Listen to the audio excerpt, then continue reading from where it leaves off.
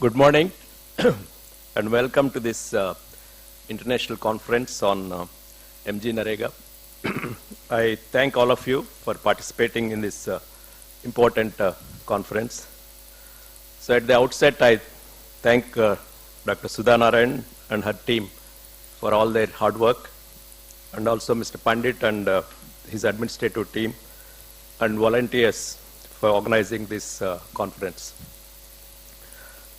As the concept note says, the conference is part of a research project funded by the 3IE, grant awarded to IFPRI, Cornell University and IJIDR.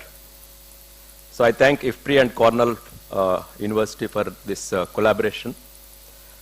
The objective of this conference is to bring together researchers and practitioners who are working on MG Narega to take stock of the impacts of the program and look ahead to ways of improving the performance further.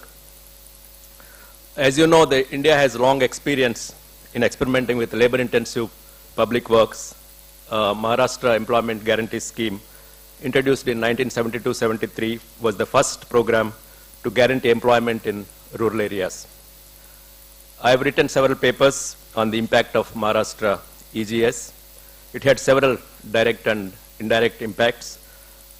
In fact, in some parts of Maharashtra, assets relating to water conservation were created, which also contributed to agriculture development. In fact, the horticulture development also partly was due to the Maharashtra EGS. Anyway, tomorrow we are going to have a separate session on Maharashtra EGS. Turning to MG Narega, as you know, it was introduced in 2006-07, so thus we have 7 to 8 years to look at the experience of Narega. How is MG Narega different from earlier employment schemes, including Maharashtra EGS? There are several new features.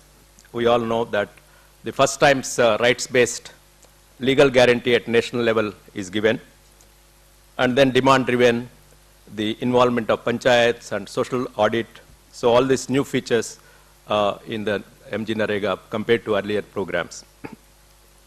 Before going to the performance, I'll briefly speak about potential benefits due to MG Narega. There are direct and indirect benefits. So I have listed 10 benefits due to Narega, the potential benefits. First is creation of wage employment to the beneficiaries. It provides income and livelihood security, which can have impact on increase in consumption and food security and nutrition, reduction in poverty and hunger. It can also have positive impact on health and education. This is the first one, the creation of wage employment to the beneficiaries. Second one is the self-respect. When I asked some of the Narega workers, the most important benefit according to workers is self-respect. Earlier they were dependent only on landlords for agriculture work. Landlords were monopoly. The workers now feel that they are liberated from some kind of bonded labor. Now they have alternative employment, and they feel they have self-respect now. And bargaining power of workers have increased. In some cases, as you will see later, it liberated bonded labor. The third one is the asset creation, which benefits agricultural and rural development and environmental protection. It can also increase the land productivity. The fourth one is positive impact on agriculture wages. You have seen at many places agriculture wages have increased. Of course, not only due to Narega, other factors also, but Narega played an important role. The fifth one is impact on women's empowerment. It includes equal wages for women and men.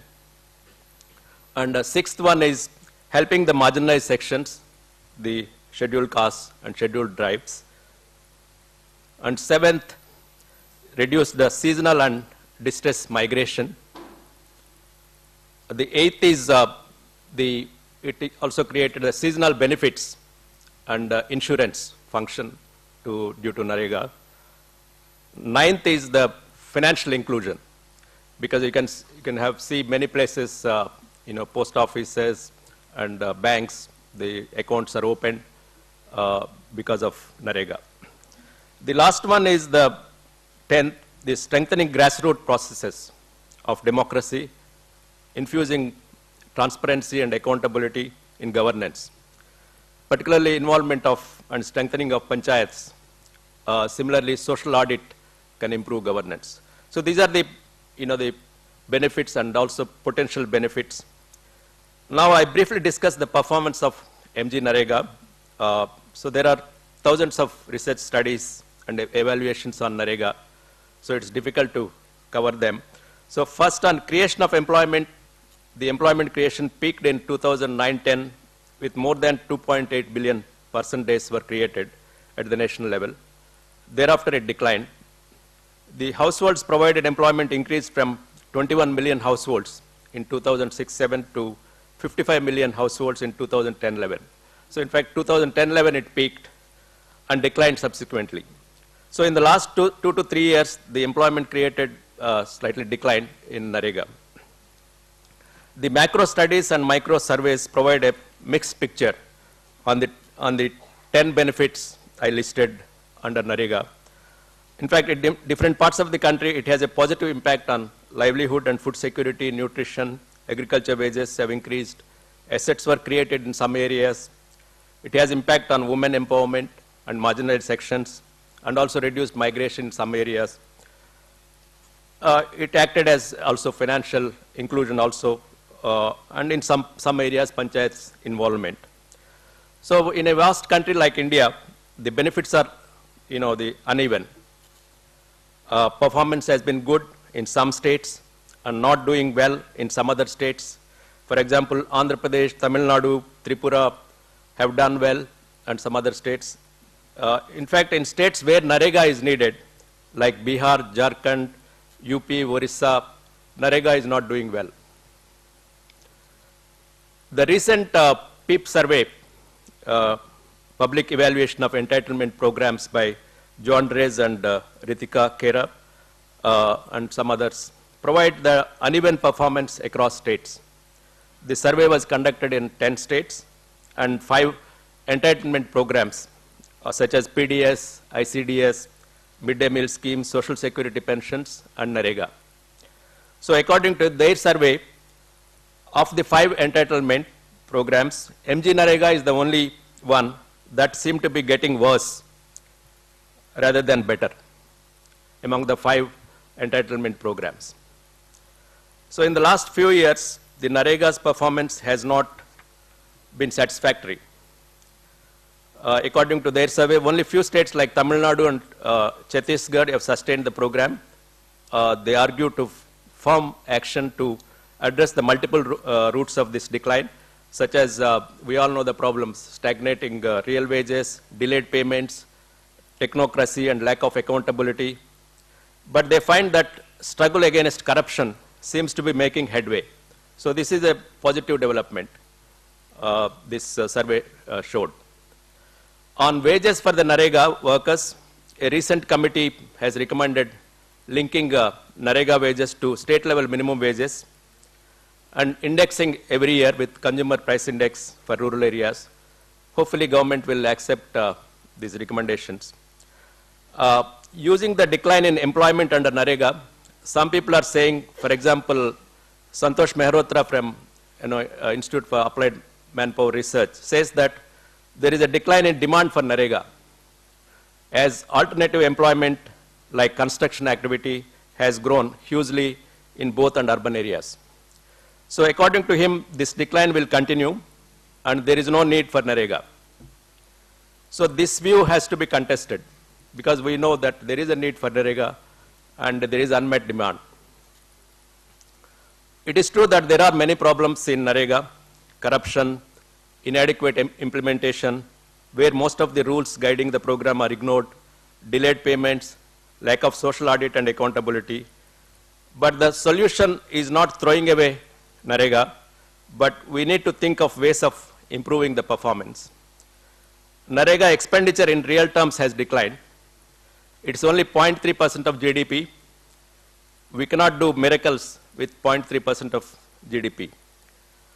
And it's also unlikely that a single program can completely eliminate various problems of corruption in the country and elite capture that have been significant features of public service delivery in India. It may also be noted that almost the backlash against NREGA in some quarters has been not because of its failure, but because of its very success in raising agriculture wages. So this is because landlords are forced to pay wages closer to legal minimum wages. So there is a lot of opposition because of these features. So if properly implemented, the potential benefits as I mentioned, the 10 benefits listed by me are large. It can be used not only as a social protection program, but also as a rural transformation program. Now, lastly, turning to this conference, it's a unique conference. At one level, we have academic, technical presentations, and at another level, we have presentations on ground level realities. In fact, inaugural session itself reflects these two themes. We have a presentation by Maximo Torero from IFPRI on the project details, a more technical kind of presentation, probably the details about the project. And second presentation by two representatives from Baran in South Rajasthan. Earlier, as you know, the Baran was infamous for starvation deaths and high prevalence of bonded labor. These two representatives will speak about what MGNREGA did for the community. Mr. Nikhil Dey probably will coordinate this. The academic papers are taking stock in various ways, but the future of the NREGA is uncertain. So we look at ahead, it is important to process academic work, but also maintain a connection to life stories of particular communities for whom state programs still play a large part in their well-being. The first part of the conference will be in academic in content till tomorrow afternoon or so. Researchers, including those funded by 3IE, will share the findings on the impact of NREGA on multiple dimensions of well-being of the participants, including targeting as well as spillover effects on labor markets, agriculture practices, gender, empowerment, and so on. The second part of the conference will be roundtable discussions where government functionaries, civil society representatives will respond to research findings and share their experiences on the performance, implementation, and policy design. So we hope that deliberations in these 3 days will help us in learning about accomplishments and shortfalls of the MGNREGA and provides inputs in shaping the future of this important program. So with this, once again, I welcome all of you to this important conference. Thank you very much. So now I request Maximo Torero to present.